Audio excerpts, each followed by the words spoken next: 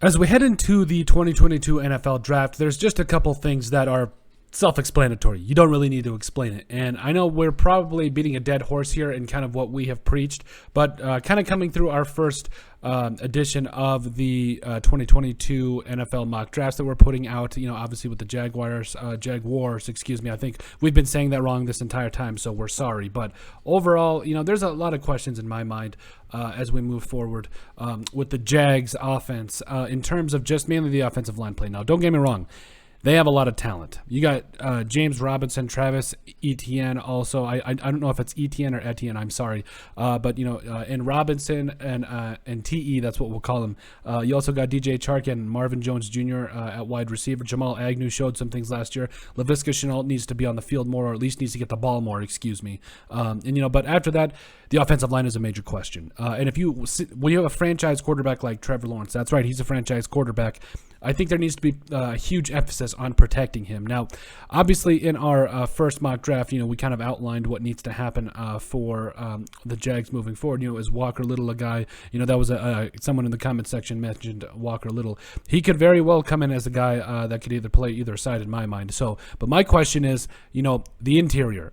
There is some really good defensive players, really good O-line in this draft that I think, especially in the second and third rounds, that you could go get to help out with this. Don't get me wrong, I like guys like Andrew Norwell and AJ Cannon, Ben Barch. I believe I played against Ben Barch when he was at St. John's. But point is, I think this entire offensive line for the Jaguars is a huge question mark. I don't think that's a question in anybody's mind, because when you have a franchise quarterback and when you have a guy out there that you are confident in, but you're nervous about his offensive line and the protection in front of him, and he was at times, you can see it, you can absolutely see it. I think there needs to be a huge emphasis on it. Now, I think moving forward, you keep a guy like Cam Robinson, maybe move Walker Little to the right side. I don't know about the rest of it. I think you need to put a lot of resources into that particular concern, because again, if the Jags can find a way to just keep Trevor Lawrence upright, or at least keep the pressure off of him, I think he's shown he has the ability to find the open guy.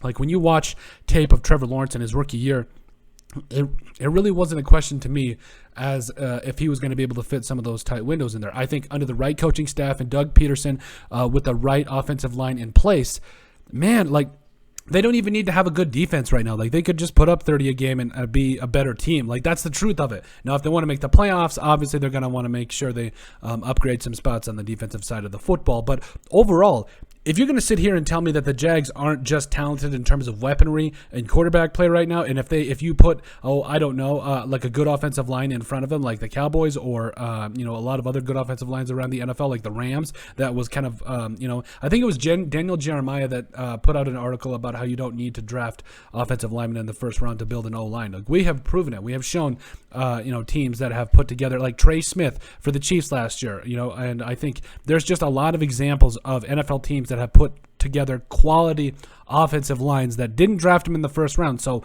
and again, I think there is, the guys like Luke Fortner, Zion Johnson, you might be able to get him in the second round, maybe towards the end of the first round, but there's a lot of quality players that I think you could plug in right away to play interior O-line for the Jags, and I think that's got to be the main focus moving forward. Now, again, do you move Walker Little to the right side, keep Cam on the left side? I don't know, that's a big question, but I think a bigger question is what you're going to do on the inside with a lot of those guys, because I feel like Trevor Lawrence, again, he has shown the ability to throw this football into tight windows, and that's a huge thing. That's from a confidence standpoint. He just looks different when he's standing back there in the pocket. You get excited. I'm not even a Jags fan, and I've just noticed that this man, when he stands back there, you're like, what's going to happen next? You get excited about what this man could do next. So I think moving forward, they need to put a serious emphasis on protecting him, doing whatever that takes. Obviously, the first-round pick.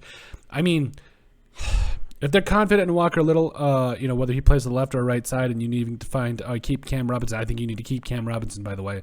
If you're confident in your tackles and you just want to wait till the second and third round to get guards, okay, go get Aiden Hutchinson at the top with that first overall pick. That's fine by me. But overall, they need to make sure that they are addressing the biggest need on this team, and that is offensive line. They really need to make sure that they suture that up, because if they get him an offensive line, Trevor Lawrence, I I think he could be a top 5 quarterback as early as next year. No doubt in my mind. And we saw what, even with a guy like Joe Burrow, when he got a kind of an improving offensive line, like they took Riley Reid from the Vikings. They had a couple of guys come in and play guard that were at least upgrades. And look what happened. They made the Super Bowl. Now, I'm not saying that's necessarily what happens with the Jags. I think they need to add some more defensive pieces before we can talk about a Jags Super Bowl. I'm going to try to stop saying it and just say the abbreviated version because apparently I can't say it right, which is fine. But I feel like moving forward, they need to make sure that they really suture up this offensive line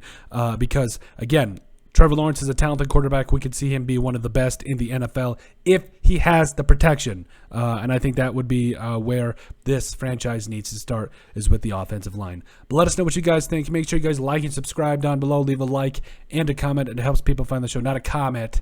Comment. Make sure you guys please leave that like. That's what helps people find the show. In the description down below, you'll also find most of our social media platforms. You guys can give us a like and a follow there. We'd greatly appreciate it. Also in the description, you'll find our link to our iTunes. Give us a listen and sub there. And finally, if you have anything else you'd like us to cover, send us an email at thesportsbp@yahoo.com or put it in the comment section down below, and we would love to cover it. But let us know what you guys think about the Jacksonville Jags needing to protect Trevor Lawrence.